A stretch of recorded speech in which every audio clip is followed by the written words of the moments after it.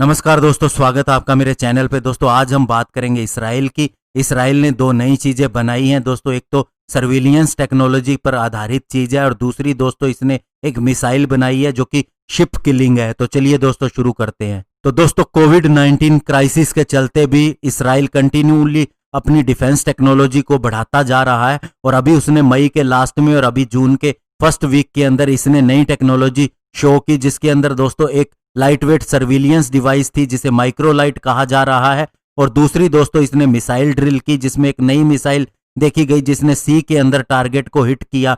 और ये दोनों यह ईरान और उसकी प्रोक्सीज के खिलाफ आने वाले फ्यूचर कन्फ्लिक्ट के अंदर इस्तेमाल कर सकता है। तो दोस्तों Israeli company Rafael advance defence system ने अभी एक नया सर्विलियंस सिस्टम दिखाया जो कि लाइट वेट सर्विलियंस सेंसर है, जिसे ड्रोन और किसी भी एरियल व्हीकल के ऊपर इस्तेमाल किया जा सकता है। ये बड़े एरिया के अंदर सर्विलियंस करता है और इसके अलावा दोस्तों टारगेट को डेजिग्नेट करता है और उन्हें इन्वेस्टिगेट करता है। और दोस्तों इस सिस्टम का मकसद सिर्फ इतना ही है, जो ग्राउंड पे फोर्सेस हो उन्हें ज्यादा से ज्यादा और सिंपल वे के अंदर सारे टारगेट दिखाए जा सके, सारी इंफॉर्मेशन दी जा सके। और इससे पहले दोस्तों राफेल जो है वो इसराइल की ड्रोन को भी मैन्युफैक्चर करती है और अब इस तरह की लाइटवेट सर्विलियंस सिस्टम को बना के उसे ड्रोन के ऊपर लगाने का काम भी इसने किया है।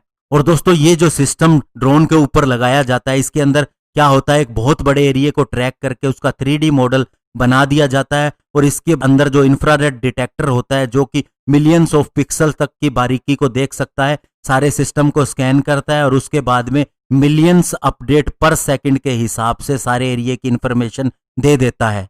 और दोस्तों इसे करके भी दिखाया गया है कि यूएवी के ऊपर इसे लगा के एक सिटी के अंदर छोड़ दिया गया और जहां पर एक सस्पिशियस थ्रेट को देखने के लिए इसका इस्तेमाल किया गया। और दोस्तों आजकल की मिलिट्रीज की जो सबसे बड़ी समस्या है, उन्हें डेटा मिल जाता है लेकिन उसे वे एक्सेस नहीं कर पाते पूरी तरह से या सारे डेटा का इस्तेमाल नहीं कर पाते। जैसा कि आप F-35 में भी देख सकते हैं, ये बहुत ज्यादा इंफॉर्मेशन कलेक्ट करता है लेकिन दोस्तों एल्गोरिथम की मदद से और सारी चीज को एनालाइज करके आर्टिफिशियल इंटेलिजेंस का इस्तेमाल करते हुए उसे एनालाइज करना बहुत ही मुश्किल होता है। लेकिन दोस्तों माइक्रोलाइट ने इस समस्या को दूर कर दिया है। ये दोस्तों बहुत सी मूवमेंट को ट्रैक करती है, डाटा को स्टोर करती है, उसे प्रोसेस करती है, इमेजेस को देखती है और फाइनली लाइव स्ट्रीम वीडियो के हिसाब से उसे दिखाती है। इसके अंदर एक एप्लीकेशन होती है जो बैक इन टाइम कहलाती है, जो कि दोस्तों पिछले टाइम के अंदर जाके, पुराने पीरियड के अंदर जाके और उसे करंट के साथ में कंपेयर करके रियल टाइम में उसकी सारी इंफॉर्मेशन देती है।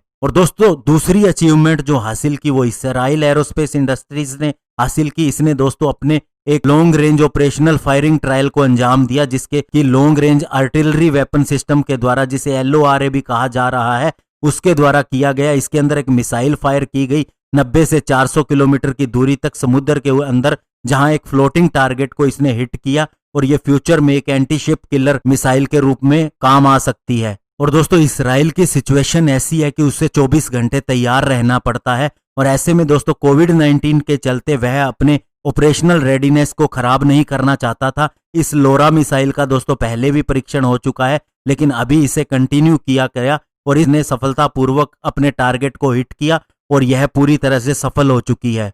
और जहां तक दोस्तों IAI यानी इसराइली एरोस्पेस इंडस्ट्रीज की बात है, तो इसने एरो 2 एरो 3 मिसाइल का भी निर्माण किया है। इसके अलावा ब्राक 8 मिसाइल भी बना चुकी है और इसकी की एक फर्म एल्टा जो कि सब्सिडरी है इसकी, उसने भी 2084 रडार बनाया इसराइल के आयरन डोम सिस्टम के लिए। और दोस्तों इसराइल के इन नए परीक्षणों का सिर्फ एक ही मतलब है कि अपने दुश्मनों से 10 कदम आगे रहना, क्योंकि यह ईरान और उसकी प्रोक्सीज का हर समय मुकाबला करता रहता है और इसीलिए दोस्तों 2 कदम आगे की सोचता है और इसीलिए उसने ये परीक्षण किए हैं। हालांकि दोस्तों लास्ट मंथ इसराइल के बॉर्डर काफी क्वाइट रहे हैं, वहां कोई मूवमेंट नहीं हुई, लेकिन दोस्तों अभी माना जा रहा है कि नई गवर्नमेंट की इच्छा है कि वे वेस्ट बैंक के अंदर एरिया के ऊपर कब्जा करे। ऐसे में पैलेस्तीन के साथ में उसका कन्फ्लिक्ट हो सकता है और इसके अलावा दोस्तों उसका जो लेबनान के साथ में बॉर्डर है वहां भी हिजबुल्लाह काफी ज्यादा एक्टिव है। तो ऐसे में इसराइल का दोस्तों आगे बढ़ते रहना बहुत ही जरूरी है और इंडिया का वह एक मित्र देश है और हमेशा ही इंडिया की मदद करता है और हमने जॉइंट वेंचर के तहत भी बहुत सी चीजें बनाई है, जिसका उदाहरण बराक 8 मिसाइल भी है। तो ऐसे में दोस्तों अगर इसराइल की सफलता है तो उस पर इंडिया को भी खुश होना चाहिए। धन्यवाद। जय हिंद।